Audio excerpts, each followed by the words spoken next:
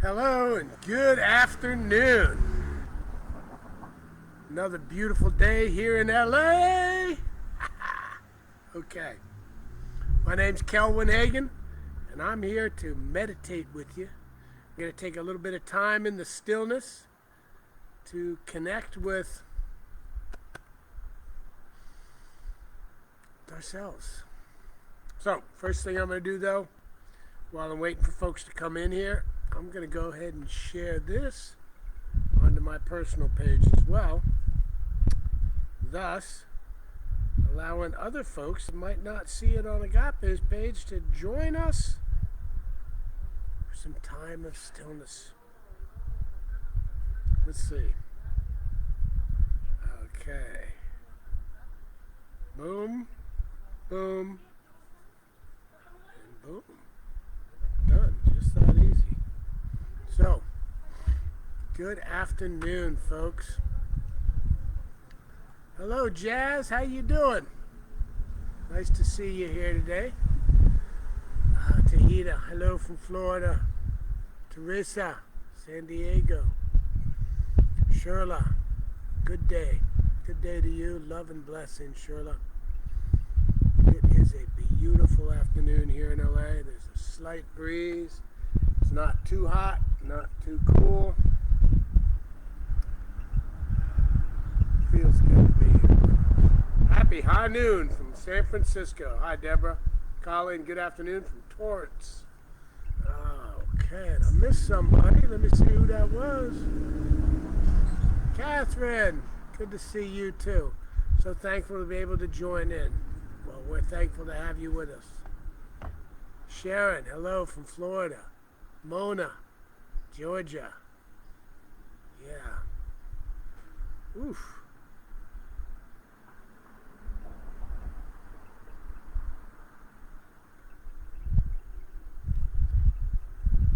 My goodness.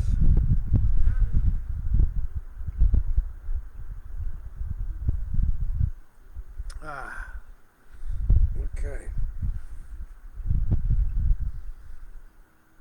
So, today we're going to do a little bit of a meditation. I was trying to decide if I'm going to do a read or not. I got the book, The Four Agreements, which I'm doing on my book club these days. So we meet on Thursday nights.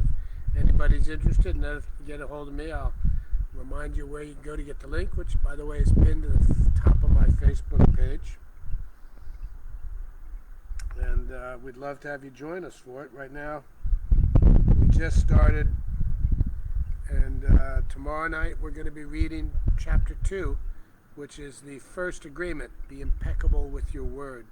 I read something from that this morning, something about being impeccable with your words. So that's an important thing. Words are powerful. Words are extremely powerful. So as we move forward in our day, we want to be careful what we say. Let's keep in mind that,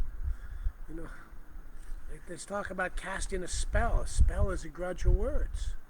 So when we use our words, we are casting spells into what we are creating in our life and around us in our life. So I'm going to read this little part here on page 37.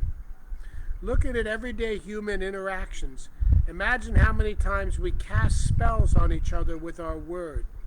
Over time, this interaction has become the worst form of black magic, and we call it gossip. Gossip is black magic at its very worst because it is pure poison. We learn how to gossip by agreement.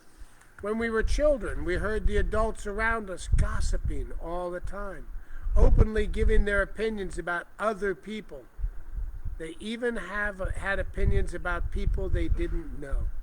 Emotional poison was transferred along with the opinions, and we learned this is the normal way to communicate. Gossiping has become the main form of communication in human society. It has become the way we feel close to each other because it makes us feel better to see someone else feel as badly as we do. There is an old expression that says, misery likes company, and people who are suffering in hell don't want to be all alone.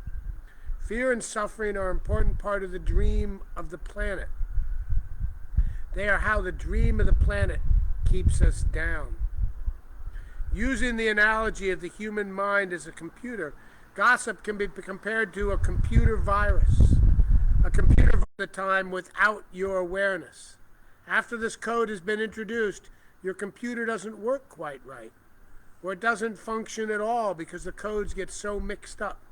With so many conflicting messages, it stops producing good results. Human gossip works exactly the same way. For example, you are beginning a new class with a new teacher and you've looked forward to it for a long time. On the first day of class, you run into someone who took the class before you who tells you, "Oh, that instructor was such a pompous jerk. He didn't know what he was talking about, and he was a pervert too. Watch out." You are immediately imprinted with the word and the emotional code the person had when saying this. But what you are not aware of is that his or her motivation in telling you. This person could be angry for failing the class, or simply making an assumption based on fears and prejudices. But because you have learned to ingest information like a child, some part of you believes the gossip, and you go to the class. As the teacher speaks, you feel poison come up inside you, and you don't realize you see the teacher through the eyes of the person who gave you that gossip. Then you start talking to other people in the class about this, and they start to see teacher in the same way as a jerk and a pervert. You really hate the class, and you soon decide to drop out. You blame the teacher, but it is gossip that is to blame. Think about that. How are we influencing our lives with gossip, with our words, with our thoughts? How many things that could have been a beautiful experience and a wonderful thing in our life turn out to be something that feels bitter and we're angry about it? And what started that? What planted that seed that grew and made that such a bad experience, like the teacher? Because one person gossiped, all the other kids or people in the class started to shape an opinion.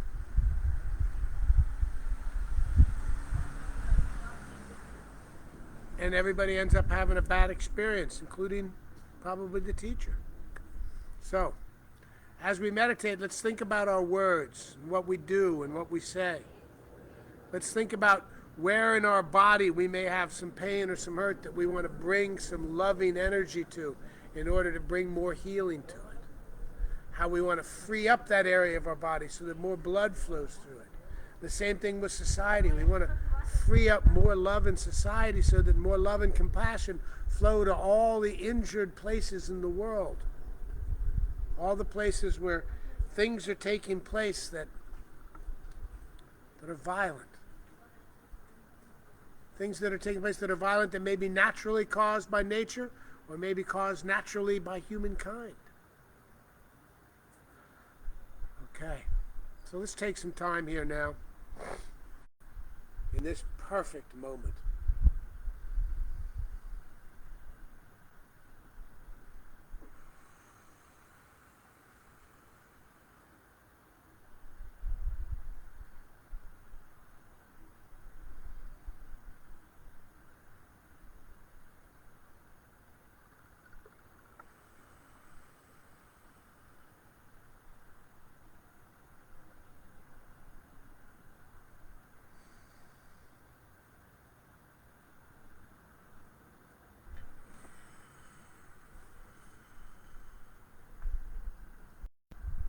Oh, that 3 breaths always managed to bring me back to this right here, right now.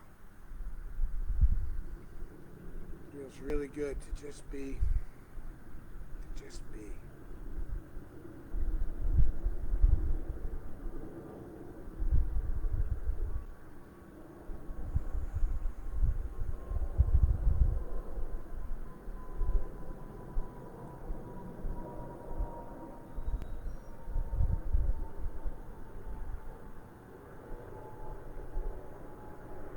As I sit here and I focus my energy, and I'm focusing my energy lately on my physical body and healing my shoulder. I bring an image of growth tendons and ligaments extending and healing and regrowing and multiplying to my bone, to my muscles growing in my shoulder. I focus on the vision of the blood flowing freely through my shoulder to help heal my shoulder. I see this. I watch it taking place inside this body that I get to occupy for now. And I feel the healing taking place. And I extend this healing out into all of your healings and all of your bodies and all of the bodies of the world and the bodies of the affairs of this world, knowing that the free flowing of energy and love and compassion through these areas is bringing healing to these spots in the world as well.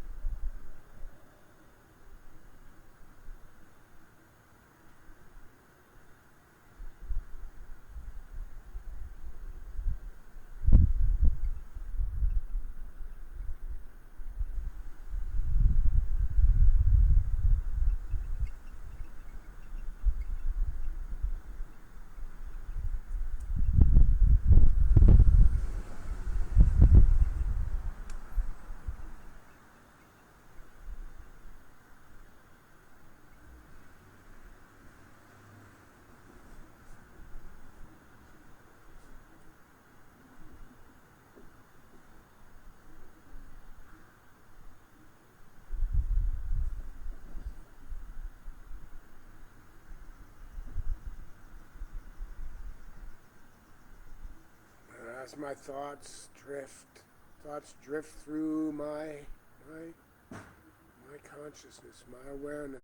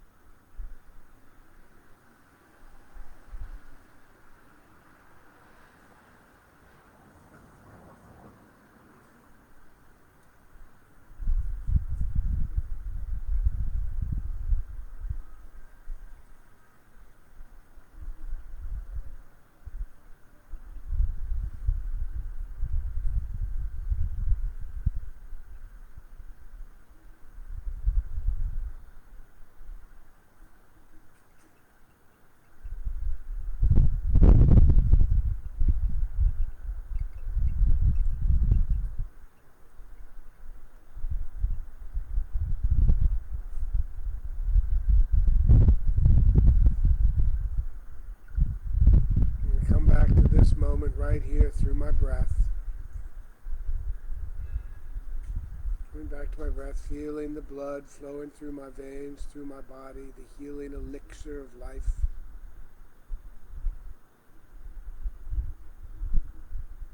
Feeling the oxygen entering my lungs, coming out. Feeling the power of life lifing through and as me. I am grateful for this life, right here, right now, today. I am grateful to be here. I am grateful for each and everything that takes place in my life, all the things that feel great and all the things that don't feel so great. I am grateful, conscious of my thoughts, conscious of the idea of knowing that my thoughts create. My thoughts create my health or illness. My thoughts create the compassion that I live in and surround myself in, or the fear. My thoughts create my world. Our thoughts create our world. What a blessing. I'm so thankful for that. And I let it go. I let it all go into the great love. And I say, and so it is. Amen.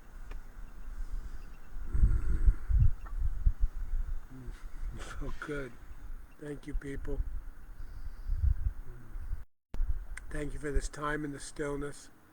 This time to just come back to who's and who I am. Time to be grateful and to sit in the silence, sit in the gratitude. It feels good to be me. It feels good to be we. It feels good to be here with us. I love you all bunches. Again, this is Kelwin Hagen. Many of you know me. You can find me here on Facebook. Please look up agapelive.com if you have any questions on agape or things that you'd like to participate in, from classics to meeting groups to perhaps volunteering and being of service.